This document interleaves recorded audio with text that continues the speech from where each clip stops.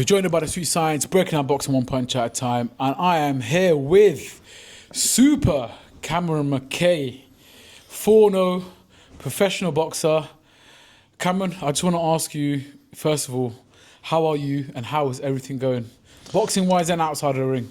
I'm great. I'm fine. And boxing was, I feel like outside of me going 4-0 and winning my last fight at a great venue, a dream venue of mine, I think just the craft and application is just growing really well, getting better every day, man. Yeah? That's what's up. Solid, man. I was at your last fight, absolutely relentless fight you fought.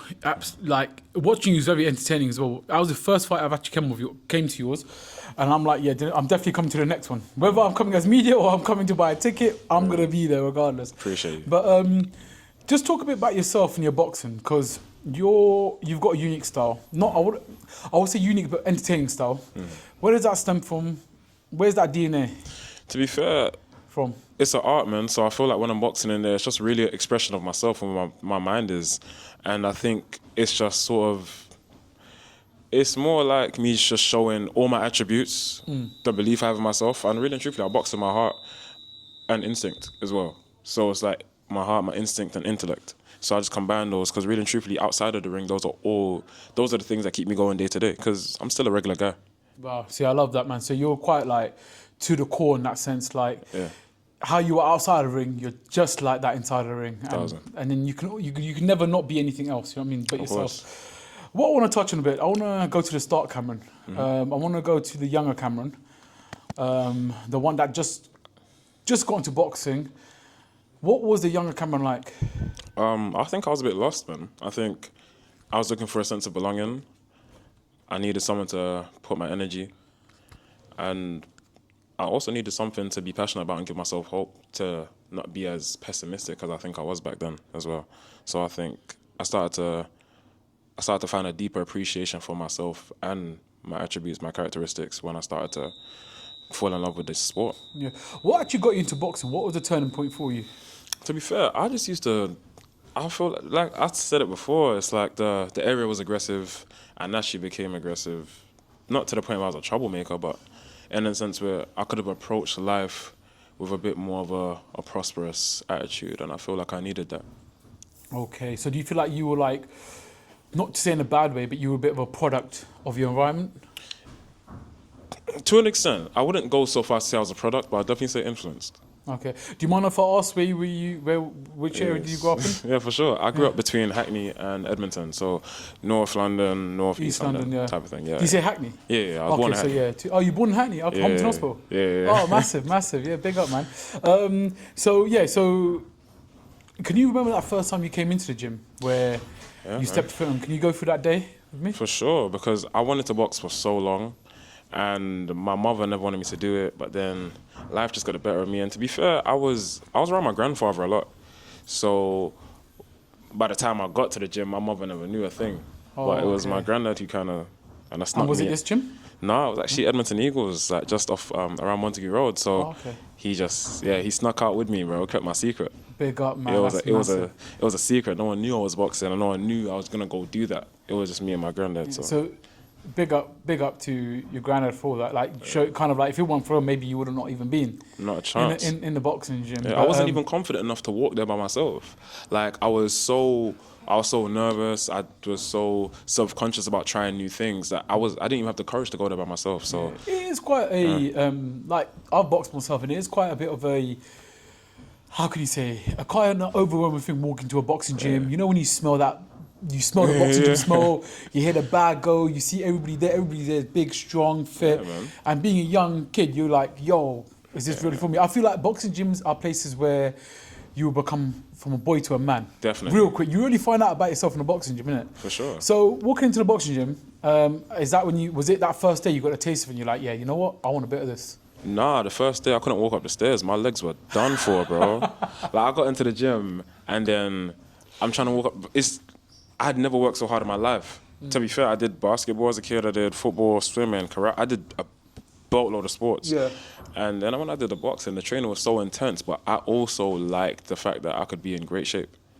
So it was like knowing how hard I'd been pushed. I did athletics, high jump, all them things. Yeah. I'd been around Olympians prior, but then it's like the toll that one session took on my body. Jesus Christ, bro! I knew I was gonna be in shape, and I thought, yeah, this is a great way to spend my time. And you know what's crazy?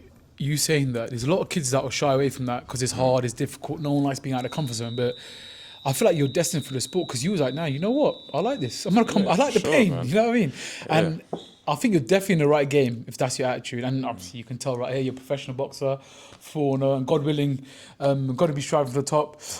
You was on the GB squad as well. Yes. A very, very big achievement for any boxer to represent your country. First one to ask, how did that come about? Well, I was already a double national champion, and I got to the finals of the ABAs in my first year as an elite, and they gave me the GB assessment, and I passed, and they got me onto the team. And then another following on from that question, representing your country. Not many people say they can do that, but how was that representing Great Britain and England? That was a dream of mine because when I got into boxing, even before I had my first fight, I just said, I want to box for England. I knew I wanted to box on an international stage, represent the nation. That's something I wanted to do because I seen guys play football for England, do this for England, and I was like, I want to be a representative of a nation. The best of your sport, basically. Yeah. Crazy, bird. Have you got any stories in GB? We got a whole load of them, man. I mean, who are you room sharing with? You know what? My one person I shared rooms with the most was Galal Yafai. Oh, big up, man. And I shared with his older brother, Kal Yafai. Oh, mad, yeah. So is it Galal that won gold? Yeah, Galal won the gold. 2021. Because they moved it back after COVID. Oh, yes, okay. So him, and to be fair, I think when I got into Team GB, my main thing is that all of these people are my role models. Because I hadn't been boxing for long and before I got into Team GB. Yeah. So how many fights did you have? I had about 30. Okay. Maybe 29, around that. Yeah. Between 27 and 30. And then people like Conor Tusbury, Ramton Musa, Delicious Ori, these are guys that I had looked up to prior. I'm big up them all the time. But seeing them achieve what they had achieved, and bear in mind, I was a novice watching them. It was like I could be in the same environment as guys who I saw as like, these guys were heroes to me at one point. You feel me? Do you feel like for yourself it was a bit of a pinch me moment, the fact that where you've grown up from, where you've come from, and now you're on a GB squad, you're at the pinnacle of amateur boxing in your country. Was that a bit of a pinch me moment for Cameron? Yeah, I feel like mentally it was hard to adapt to it because I'll say there's an element of imposter syndrome that I had as well. But it was like, wow, I'd achieved everything I set out to achieve. And I feel like I achieved more than I was ever supposed to. And that's inspirational, man. That's what I love to hear. When it doesn't matter what background you come from, doesn't matter what happened. Obviously, some people are, I don't want to say better than others, but have it easier than others. Some people have it worse than others, but it doesn't matter what you've come from, you can still make it to that top level of boxing. And you're a fine example of that. So talk to me about your first time actually boxing for GB. Where was the tournament? That was Finland, bro. I remember it like it was yesterday. It was Finland against Afghanistan. So we boxed in the Tamil tournament. Daniel Dubois had won it, Mike Tyson had won it, and they was like, yeah, it's a very good tournament. So I went there, I took home bronze that year, and I boxed Afghanistan, won a unanimous decision. And I think I boxed very well. There was the nerves of my first time boxing for England and away with the GB squad. Even I'm in the same tournaments as Pat Brown, all of them, you feel me? So it was like, wow, I'm a member, Yeah. And I just wanted to go out there and just box to the best of my ability, and I did. That's serious, man. You just mentioned someone like Pat Brown. You said Mike Tyson won the tournament and whatnot. That is to put your name among them guys. Is that whoa? I'm in the same tournament as Mike Tyson won. I'm in the same tournament and so on and so on. Are you starstruck in a way? At one point I was, but then I got a bit more deeper with my outlook on life. Can you elaborate a bit more on that? So at one point I was starstruck, and then I was like, oh my God, my name is amongst these guys. It's a great feeling, and it still is a great feeling now. But then for me, I think I've proven to myself that I earned my stripes. So it's not like I'm starstruck for my name to be amongst them achievements there. It's more like I'm supposed to be there. That's it, man. That's it. Would you, maybe this is a bit early to say this, but would you say you're very proud of yourself and what you've achieved so far? 1,000%. I feel like if everything was to fall apart today, I'm still who I said I am. So you're quite like, I want to kind of tap into the real Cameron now because from my point of view, I've known you, I met you at your last fight. I've had a few encounters with you, and I feel like you're a person that's just very nonchalant, and you don't take. I don't want to say you don't take life too seriously, but you have a positive outlook on life. Is that something that you grew up with, or? No. I just wanted to make the best of everything that I've ever had and play the best game with the cards I was dealt. So it's all about like just. My coach always says this to me. He says, life it's always determined by the decisions you make, not what you're given, not what you have. It's all about what you do with it. So for me, I just wanted to make sure that I made the decisions that put me in a position where I could maybe have a smile on my face one day. Like my aspirations wasn't to be stupid rich. My aspirations wasn't to be in a specific position. My aspirations was to just be content. Yeah, and one thing I realised, you're a young man, but you're full of so much wisdom. Where does that stem from? No, we survived 100 wars, bro. You feel me? We did everything I could have did. Yeah. So for me, I just feel like when I box, when I live my day-to-day life, it's just a testament to my trials and tribulations. And would you change anything? No, I wouldn't change a thing. Even though, people have their tough upbringings or tough kind of, let's say, patches in life, you wouldn't even change a single thing? One, bro. I feel like I'm not the type of guy to say that the struggle is beautiful. No, I'm just to say like, I feel like I'm privileged to have a journey that's bespoke to me anyway. So I can't really be mad at it. Yeah, and do you know what? Big up to that. Like, it's good to see someone from your background, where you're born from, achieve so much. Because I'm sure there's a lot of young men that can look at you and be like, "Damn, Cameron McKay's done it. Why can't I do it?" But I'm gonna elaborate on that a bit more. I want to go back to your boxing now. You know, one thing I really hear about GB boxers, or when people go to GB, is they have a style. When you go to GB, they kind of strip you down and kind of mold you into a different boxer. Did you have that issue, or did you fit in? Not to the full extent. I feel like I fit in quite well, and with amateur boxing, it's a lot more strict. Even down to putting your head down or things like this. Like you can't dip your head too low to evade a shot. Amateur boxing and professional boxing is a complete different sport. So naturally, it would be a bit more textbook, and just things of that nature. But it's like preparing for an exam. You need to follow this in order to win the rounds, because 9 times out of 10, you're not going to knock out your opponent in amateurs. Some do. I've done it. But it's the thing where it's like, you only got 3 rounds. You can't rely on that. I feel like with your style that I've seen, I mean, you probably took some of your amateur style into your pro style, but you've got very aggressive styles, because I can imagine that you've definitely stopped the opponents in amateurs. Plus, amateurs is a bit easier to stop opponents, because obviously if you hit them with a few good shots, you can easily get stopped. But big on to that. So let's move on now. Obviously, you said, I remember you saying to me that you podiumed at every tournament that you represented for GB. How many tournaments did you represent GB in? 3. So I did Tamar, I did I boxed world number 1s in the Uzbekistan, all of them. Damn. You're losing on a 3-2 split, which I don't entirely feel like I lost. But it's a thing where it's like, I'm rubbing shoulders with the best boxers in the world. Well, on Team GB, as much as we're both from, like me and a couple of guys on the team, we're both from England, we're still some of the most quality operators on the planet. Yeah. And that's why you just have to, that's why it's called the world-class program. We're the best of the best, really. Yeah, so. And it's crazy. I feel like do you fight a super lightweight in an amateurs? Yeah. So that's quite a stacked division anyway. Like if you look around the world and even in the pros, and the fact that you was rubbing shoulders with the best in the world, it just shows the caliber of boxer you are. Yeah. When you did get to GB and you were rubbing shoulders with these guys, is it then you realised that, what I'm trying to ask is, when did you realise that you were a talented boxer? I don't even know if I realise that now. Really? No, I'm playing. No, I was going to say, that's what the camera on. When did I realise I was a talented fighter, bro? I don't know. I never really paid attention to myself. I feel like it may have just clicked, but I'm so just living day by day. I don't even realise when it did. Too humble, man. That's what it is. Too humble, man. You're confident, but humble at the same time. But I like that. On to your professional journey now. Right.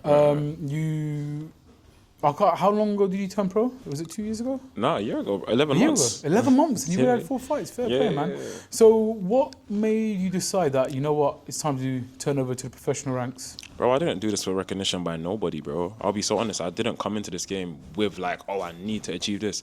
I'll be so honest with you. And to my core, my main thing is, I said it on another interview prior, is my granddad had got sick and really truthfully I was raised by him. So I just wanted them to see what we created. And Wow. I'd boxed in an international scene with GB. I didn't box in England with GB. You feel me? So he never got to be there. But he got to attend one of my professional fights, and that's my main thing. I didn't want to go through life and him not see where it was heading. Yeah, and that's beautiful. You know, when you have a reason like that, it's more special. You have more fuel for the fire, basically. So yeah, 11 months ago, not even a year ago, 11 months ago, you turned pro. 4 fights down the line. What have you learned about the professional game? It's a business, man. Yeah? That's what I've learned. With things being a business, sometimes it's not about competition. It's really about how much can you invest into this? Because when you're creating a business, oftentimes how much it's the guys with the better signs, the better this, the better that, but that all costs money. So I'm still out here getting out of the mud, man. And that's what it taught me about. But then it also taught me I got more heart than most people. So I like that. And do you know what they do say? Like, yeah, professional boxing is a business. What do you call it? I forgot exactly what it would say. Like business with blood, or I can't exactly remember the saying for it. So apologies for that. But yeah, I mean, at the end of the day, it's a money making business. Definitely. But also you are the product. You are getting yourself out there. Have you found it hard to adjust to? Not more so the arts. I would say more so adjusting the lifestyle, because you have to more so take into account that everything falls on you, not just what happens in the ring, but outside of the ring. So that means when you're not at training, you have to make the decisions that don't affect you negatively. You can't be going out doing crazy things. You can't be doing anything that jeopardizes your ability to perform. You can't do that. That's crazy. Yeah, that's a good way to put it. You know, because as a professional, you live. It's a lifestyle, isn't it? Definitely. Like every day, you're kind of deciding the pro that you want to be, whether you do it seriously, whether you train, even though obviously you work a full-time job, that's a difficult thing as well, on top of that training. So for me as a boxing fan, I really respect it, especially boxers at this level, that work hard, have a full-time job, wake up early and still train. Yeah. And it just shows there's no excuses. Of course. You know what I mean? No excuses.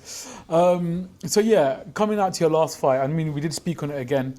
I spoke about your style. You won in fashion against... I know at this stage you do get like journeyman put in and you get kind of people that are just fillers, but that journeyman, I've seen him, I can't remember his name, but I've seen him around a lot of time and he takes people to distance normally. Yeah. It wasn't like that with you. Like, it was, you stopped him, didn't you? Nah, the one you saw me at, I just gave him a little bit of a hard night, but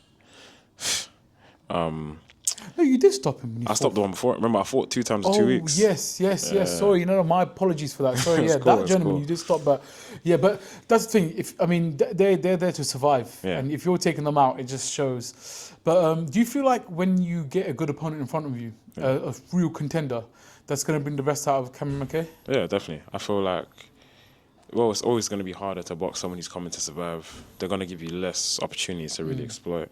But then it's like, I think it teaches you patience, teaches you poise. And you start to realize, okay, people are actually really good at getting away from shots if they want to. But then you learn to adapt and teach you how to create a bit more openings as well. Yeah, and do you feel like you've definitely learned from every pro fight you've had? Yeah, I learn from every spar I have. Every spar you have? Yeah. Damn, can you, like, that's crazy. Every spar you have. What do you mean by that? Like, Even in spars where it's like, sometimes, let's say easy, for example, I'm still learning something. I'm still practicing something. They just may not know it. You just may not know it. But I'm definitely inside that spar, just exercising. If I'm not exercising my hands and my feet, I'm exercising my brain.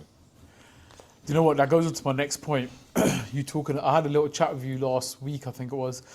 And I remember you telling me something interesting. I'm a boxing fanatic. I love my boxing and I love to go into a mind of a professional boxer.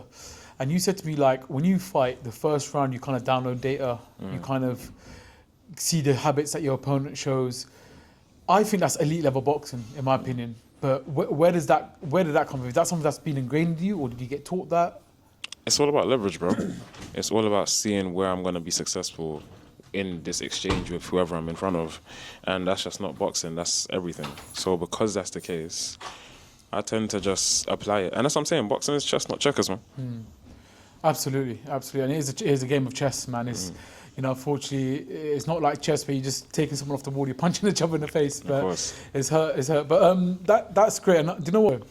That's really good. I'd love to see that because I know my boxing. I'm not saying I'm more knowledgeable than you, but I know my boxing. And there's certain attributes that boxers have that I know that will go far. And I feel like you have that attribute. That's going to take you far because I feel like a lot of boxers don't really have that attribute. They kind of go in the ring, see what's in front of them, and just wing it sometimes. Not saying all boxers, a lot of boxers. A lot of them do. A lot of them do. You know what I mean? Obviously, Mike Tyson says, you have a plan until you get punched in the face. But the fact that you're there, you're kind of downloading data, that's like another level. And there's probably more to learn. Maybe like 5 more fights down the line, you're going to be like, oh, I've learned this. Yeah, it's definitely. Like another elite level, elite thing to add to your armory. So, lightweight scene, super lightweight scene, quite stacked in the UK. Around the world, you've got the likes of, you know, you've got Abdullah Mason, you've got, David Haney's gone up, you've got like all these good boxers. Yeah, we're all around the same size. We're just average size men, really and truthfully. Yeah, but does that not, I don't want to say that's, I can never imagine saying that scares you in any way, but does that not motivate you more when you see, even on domestically, there's a bunch of good lightweight boxers, super lightweight boxers, and globally, is that makes you hungry? Like, I want these lot, I want their names. No. No? I don't care about none of these guys. I don't care about nobody. Not even the guys that have belts or anything? No, I care about the belt. I don't care about the person. And that's not to say these guys ain't this. Listen, they're whatever they want to be. That's totally fine. But I'm definitely not in the gym, in my house, thinking about anybody outside of myself. Wow, elite mentality that is. So for you, it's not really the boxer that brings the occasion. Yes, if there's a belt on the line, there's something tastier to win. Course. But you generally don't care who is the belt holder or who's on the other side. I think I expect everyone to be dangerous. I'm expecting danger. I'm not looking at no one saying, this person ain't a threat. Bro, you're as big as a threat as you feel like you are. And that just means whatever you want to bring, I'm sure I'll run into when it's the time for me to run into that. Outside of that, my job is to make sure I'm on my game. I'm not worried about no one. That's class, man. That's I think that's something that everyone can learn, taking that out. So, I mean, we're basically past halfway through 2026, coming towards the end of the year. I think you had a fight lined up, but whatever happened, you're looking to fight in October. Yeah. But what I do want to ask you is, what can we expect from Cameron McKay 2027? I want a belt. Any belt, a certain belt? Any belt. I just want one. English, does that sound good? English sounds amazing. English, Southern area, whatever. Whatever WBM, my management, my coach think is right for me, but I want a belt. You want a belt? You're going to be hungry for a belt. That's good. And do you know what? I definitely do see you having a belt next year. You definitely are going to have a belt one day for sure, with your talent of boxing. Now, to round off this amazing interview, first of all, I do want to say thank you for your time and your wisdom and your charisma. But one thing I do want to ask is, I like to end the interview with something inspirational. Now, the thing is, I like to take a bit of information from every boxer I come across, a bit of motivation, a bit of inspiration, like a bit of wisdom, you can say. If you were to go back to the young Cameron McKay, the 15-year-old, you know, whatever he was like, and you're 25 now, so 10 years later, what you've learned, what would you tell that young Cameron McKay? I would say, don't get too low with the lows. The journey is going to be hard, but that's because you actually had to create something out of nothing.